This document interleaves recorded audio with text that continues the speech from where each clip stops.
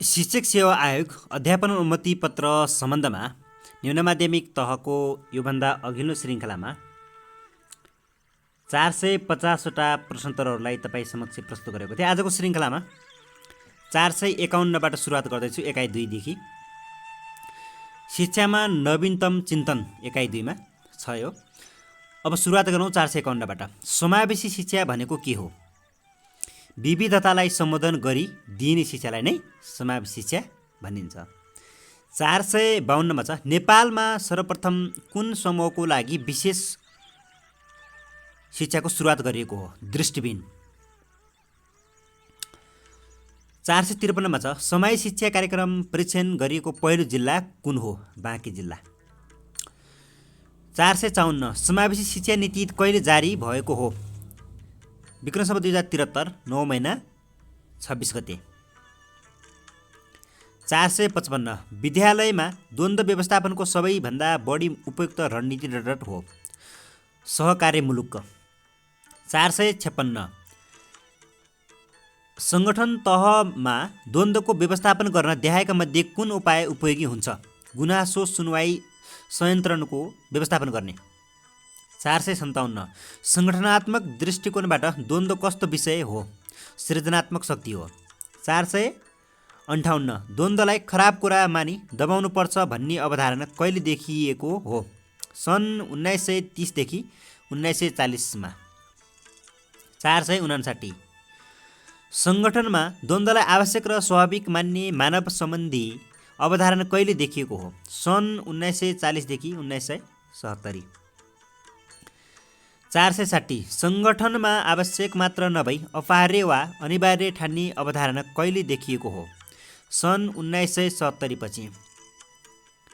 461 पहिचानको अभाव द्वन्द्वका स्रोतहरू मध्ये कुन समूहमा पर्दछ? शक्तिको प्रयोग र वितरणमा रहेको पृथकता।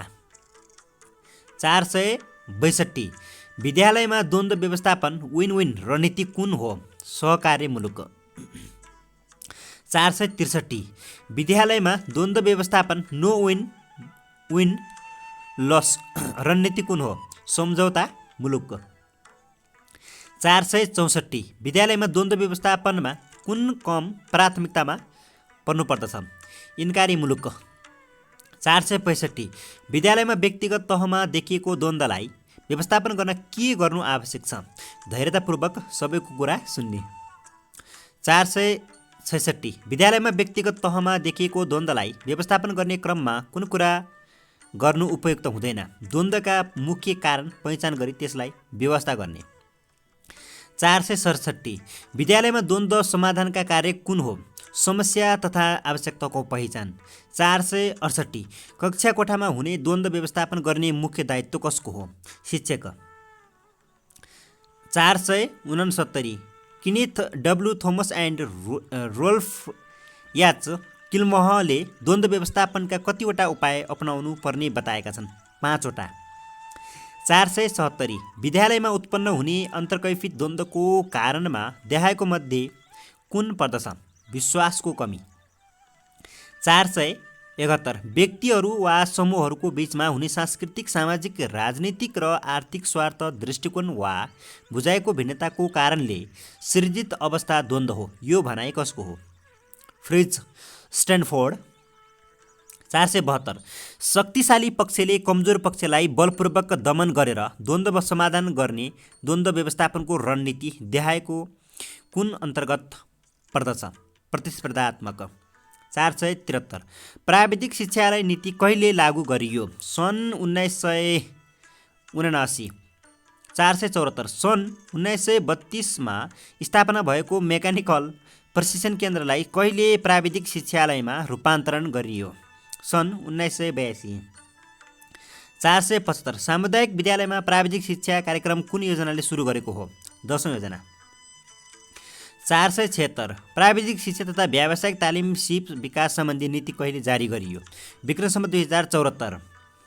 477 प्राविधिक तथा व्यावसायिक शिक्षा एवं तालिम नीति कहिले जारी गरियो? विक्रम सम्वत 2069। 478 प्राविधिक शिक्षा तथा व्यावसायिक तालिम परिषदको मुख्य जिम्मेवारी कुन हो? सिपयुक्त जनशक्ति तयार पार्नु। 479 प्राविधिक शिक्षा तथा व्यावसायिक तालिम परिषदद्वारा सञ्चालित कार्यक्रम कुन होइन? माध्यमिक तह कक्षा 9-12 को प्राविधिक शिक्षा। 480 प्राविधिक शिक्षा तथा व्यावसायिक तालिम परिषद अन्तर्गत विभाग स्तरीय केन्द्रीय कार्यालयहरू कतिवटा रहेका छन्? 3वटा। 481 प्राविधिक शिक्षा तथा व्यावसायिक तालिम परिषद अन्तर्गत प्रदेश स्तरीय कार्यालय कुन ठाउँमा रहेको छैन? विराटनगर। 482 शैक्षिक सत्र 2078 सम्म प्राविधिक शिक्षा तथा व्यावसायिक तालिम परिषद अन्तर्गत कतिवटा आङ्गिक शिक्षालयहरू रहेका छन्? 61वटा। 483 शैक्षिक सत्र 2078 सम्म प्राविधिक शिक्षा तथा व्यावसायिक तालिम परिषद अन्तर्गत कतिवटा साझेदारीमा सञ्चालित शिक्षालयहरू रहेका छन्? 38वटा। 484 राष्ट्रिय व्यावसायिक योग्यता निर्धारण प्रणाली NVQS परियोजना अवधि कुन हो? सन् 2015 देखि 2025 सम्म। 485 राष्ट्रिय व्यावसायिक योग्यता निर्धारण प्रणाली NVQS परियोजनाले सन् 2023 देखि 2025 सम्म कतिवटा कोसेढुङ्गा रहेका छन्? 3वटा। 486 राष्ट्रिय व्यावसायिक योग्यता निर्धारण प्रणाली NVQS परियोजनाको सन् 2013 देखि सन् 2025 सम्मको अवधिलाई कुन कोसेढुङ्गाको रूपमा लिएको छ? कोसेढुङ्गा 3। 487 नेपालमा विशेष शिक्षा सञ्चालन हुने निकाय अन्तर्गत कुन पर्दैन? सामान्य विद्यालय। 488 प्राविधिक शिक्षा तथा व्यावसायिक तालिम परिषद अन्तर्गत सञ्चालित प्राविधिक एसएलसीको अवधि कति रहेको छ? 18 महिना। 489 प्राविधिक शिक्षा तथा व्यावसायिक तालिम परिषद अन्तर्गत सञ्चालित प्राविधिक डिप्लोमाको अवधि कति रहेको छ? 3 वर्ष। 490 प्राविधिक शिक्षा तथा व्यावसायिक तालिम परिषदले कति समयको औद्योगिक परीक्षार्थी सञ्चालन गरेको छ? 24 महिना। 491 प्राविधिक शिक्षा तथा व्यावसायिक तालिम परिषद अन्तर्गत डिप्लोमा तहमा प्रदान गरिने छात्रवृत्ति कुन होइन? विपन्न लक्षित छात्रवृत्ति। 492 प्राविधिक शिक्षा तथा व्यावसायिक तालिम परिषदले प्रदान गर्ने लक्षित वर्ग समूह छात्रवृत्ति अन्तर्गत महिलालाई कति प्रतिशत छात्रवृत्ति प्रदान गरिन्छ? 25%। 493 प्राविधिक शिक्षा तथा व्यावसायिक तालिम परिषदले प्रदान गर्ने लक्षित वर्ग समूह छात्रवृत्ति अन्तर्गत वा सामाजिक रूपले विपन्नलाई कति प्रतिशत छात्रवृत्ति प्रदान गरिन्छ? 33%। 494 प्राविधिक शिक्षा तथा व्यावसायिक तालिम परिषदले प्रदान गर्ने लक्षित वर्ग समूह छात्रवृत्ति अन्तर्गत दलित समूहलाई कति प्रतिशत प्रदान गरिन्छ? 9%। 495 प्राविधिक शिक्षा तथा व्यावसायिक तालिम परिषदद्वारा सञ्चालित TSLC कार्यक्रम सैद्धान्तिक र प्रयोगात्मक भार कति रहेको छ? सैद्धान्तिक 20% र प्रयोगात्मक 80%। 496 प्राविधिक शिक्षा तथा व्यावसायिक तालिम परिषदद्वारा सञ्चालित प्राविधिक डिप्लोमा कार्यक्रममा सैद्धान्तिक र प्रयोगात्मक भार कति रहेको छ? सैद्धान्तिक 40% र प्रयोगात्मक 60%। 497 प्राविधिक शिक्षा तथा व्यावसायिक तालिम परिषद अन्तर्गत राष्ट्रिय सिप परीक्षण समितिबाट तह 4 को प्रमाणपत्र प्राप्त गरेको व्यक्तिले कुन तहमा उम्मेदवार हुन पाउँछ? तह 3 मा। 498 बनेपा पोलिटेक्निक इन्स्टिच्युट कसको सहयोगमा सञ्चालित छ? चीन। प्राविधिक शिक्षा तथा व्यावसायिक 479 मा प्राविधिक शिक्षा तथा व्यावसायिक तालिम परिषदद्वारा सञ्चालित रोजगारीका लागि सिप परियोजनाको दात्री निकाय कुन हो? एसियाली विकास बैङ्क। 500 मा छ। व्यावसायिक शिक्षा तथा तालिम अभिवृद्धि परियोजना कुन दात्री निकायद्वारा सहयोग गरिएको परियोजना हो? विश्व बैङ्क।